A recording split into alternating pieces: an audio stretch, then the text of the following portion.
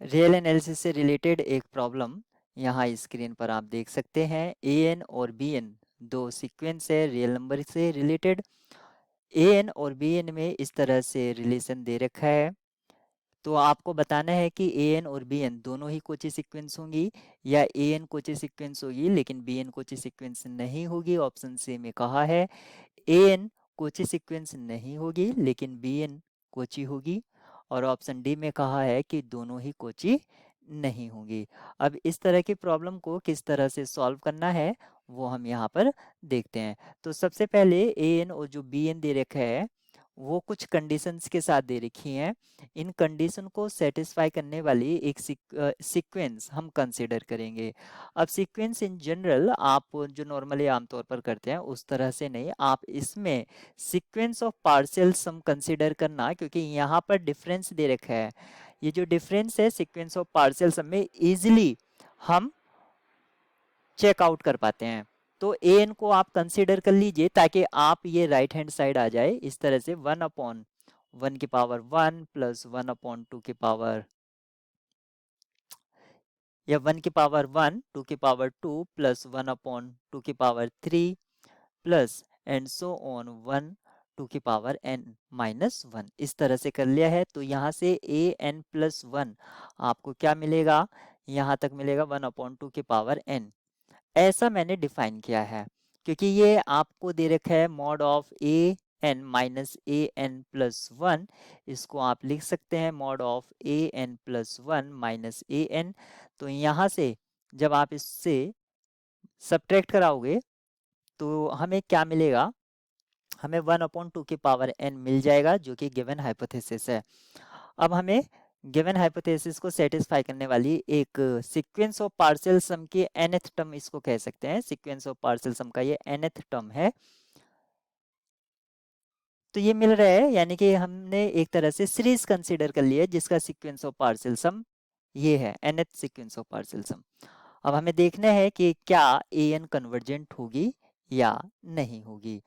तो इसके लिए हमें चेक करना होगा limit n tending to infinity a n, और यहाँ से ए एन को हमें निकालना है। Limit n tends to infinity a n क्या है, बेसिकली यहाँ पर सम है n-1 टर्म्स का। तो सम को हम, क्योंकि एक ज्योमेट्रिक प्रोग्रेशन है तो इसका सम हम किस तरह से लिख सकते हैं, with common ratio less than 1, 1 minus 1/2 raise to the power n-1 upon 1 minus 1/2। Further simplify करने पर हमें मिलेगा limit n tending to infinity 1 minus, या आप डायरेक्ट इसमें लिमिट पुट कर दीजिए 1 माइनस 0/1/2। फर्दर आपको 2 मिल जाता है, यानी कि ए एन तो हमें कन्वर्जेंट है। ए एन जो सीक्वेंस है वो कन्वर्जेंट है, और कन्वर्जेंट है तो कोची होगी, क्योंकि कोची है तो कन्वर्जेंट और कन्वर्जेंट है तो कोची। अब हम बी एन को कंसीडर कर लेते हैं। बी एन को कंसीडर हम इस तरह से करते हैं, ये भी हम सीक्वेंस ऑफ पार्शियल सम की फॉर्म में करेंगे। 1/√1 plus and so on up to √n-1। यहाँ से बी एन प्लस 1 क्या हो जाएगा, ऐसे ही रहेगा √n। गिवन हाइपोथेसिस को सेटिस्फाई कर जाएगा। अब हमें इसकी लिमिट चेक करना होगा, यानी कि limit n tending to infinity और लिमिट ऑफ बी एन, इसका मीनिंग है limit n tending to infinity, और बी एन क्या है, ये एक तरह से सम है, सीक्वेंस ऑफ पार्शियल सम है, जिसको मैं लिख सकता हूँ r इक्वल्स टू 1 से n-1, यहाँ पर 1/√r। यहाँ पर अगर आप ये देखते हैं एक तरह से इनफाइनाइट सीरीज में अब ये रिड्यूस हो गया है, जिसमें ये जो आपका, जिसको आप यू एन कह सकते हैं, ये क्या है 1/r की पावर हाफ।